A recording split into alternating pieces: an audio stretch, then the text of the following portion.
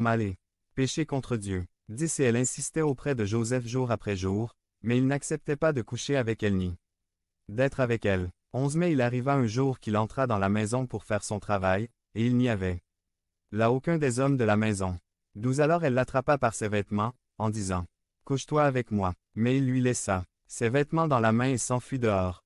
13 Et quand elle vit qu'il avait laissé ses vêtements entre ses mains et qu'il s'était enfui dehors. 14 Elle appela les hommes de sa maison et leur dit, voici, il nous a amené un Hébreu, pour se moquer de nous. Il est venu vers moi pour coucher avec moi, mais j'ai crié des apostrophes. Une voix forte. 15 Et quand il m'entendit élever la voix et crier, il laissa ses vêtements à côté de moi et s'enfuit dehors. 16 Et elle laissa ses vêtements avec elle jusqu'au retour de son maître. 17 Alors elle lui parla en ces termes, disant, l'esclave hébreu, que tu nous as amené est venu vers moi pour se moquer de moi. 18 Et lorsque j'ai élevé la voix et crié, il a laissé ses vêtements à côté de moi et s'est enfui dehors. Quelque chose dont nous devons tous prendre soin est l'intention de nos yeux.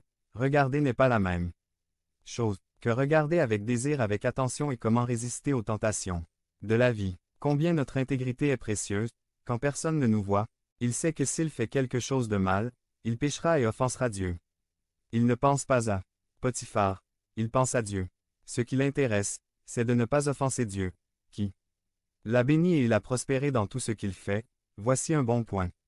Pour parler de grâce, quand nous comprenons ce que Jésus a fait dans nos vies, comment il nous a sauvés dans nos cœurs, il doit y avoir l'intention de ne pas l'offenser. 353. Le traitement de la tentation est de la fuir, personne n'est capable de la gérer ou de la contrôler. Il y a des choses dans nos vies qui nous nuisent, donc nous devons les fuir vers le côté opposé, où vous pouvez essayer d'arrêter de boire.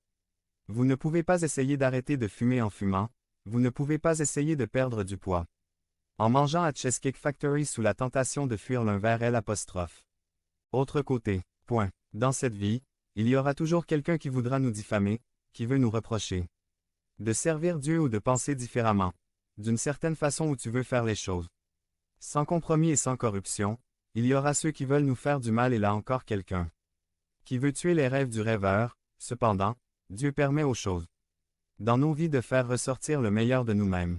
Devenez membre de la chaîne et soyez un instrument de la parole de Dieu. Ne manquez pas cette opportunité d'avoir un impact sur des vies. Cliquez maintenant sur le lien dans la description et aidez-nous à diffuser la parole de Dieu. Vaincre le géant du conformisme par Mario Fernando Morana. Résumé. Nous sommes appelés à grandir, nous ne pouvons pas vivre une vie conformiste. 1 Roi 18, 20-40. Battre le géant du conformisme. Il existe un géant qui peut nous détruire, nous laisser stagnants et stériles. C'est le géant du conformisme. C'est une résignation qui nous amène à penser que nous ne pouvons plus rien faire face à nos problèmes et à nos luttes. C'est une attitude d'apostrophe. Abandon. Il s'agit d'arrêter de se battre pour remporter les victoires qui devraient être les nôtres. Israël était ainsi à l'époque du prophète Élie.